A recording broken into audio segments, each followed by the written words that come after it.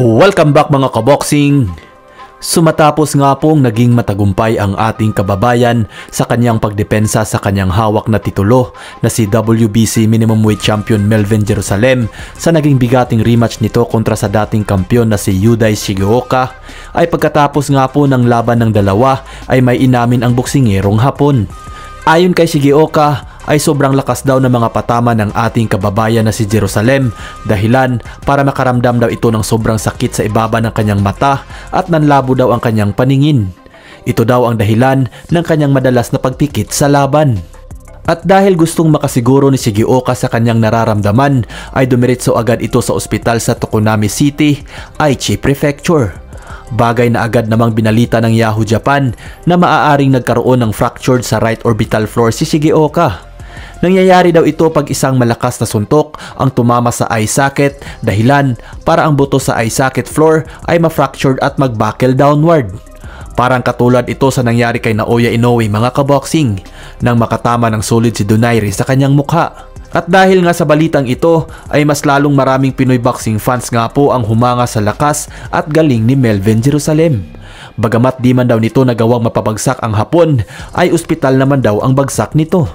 At dahil nga sa masaklap na pagkatalo ni Shigeoka sa ating kababayan, tila galit na galit nga po ang nakababatang kapatid nito na si Jinjiro Shigeoka at gustong ipaghiganti ang kanyang kuya.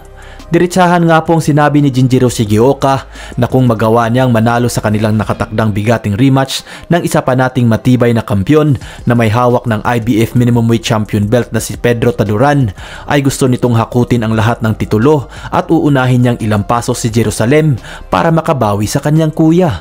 Ngunit sa naging pahayag nga po na ito ng nakababatang Shigeoka, ay maraming boxing fans nga po ang duda na maisa sa katuparan niya ang kanyang mga plano. Dahil marami ang naniniwala at kumbinsido na baka maulit lang o mas malala pa ang sasapitin nito sa kamay ni Taduran sa oras na magharap ulit sila sa ibabaw ng lona. At dahil tila nawala na nga po ng pag-asa si Yudai Shigeoka na makabalik pa ito sa pagiging kampyon sa minimum weight division dahil na rin sa dalawang magkasunod na pagkabigo sa ating pambato, klinaro naman nito na di pa siya magriretiro at aakyat na lang ito ng division. Sa ibang banda naman mga kaboxing, sa isang Japan Boxing Award na ginanap kanina sa Japan, Naoya the Monster Inoue ay harap-harapan nga pong hinamon ang kapwa undefeated Japanese boxer at WBC Super Bantamweight Champion Junto Nakatani.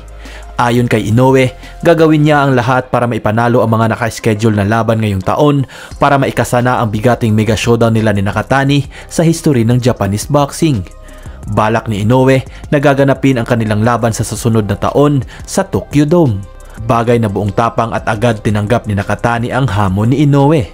At sinabi nitong, "Let's do it!"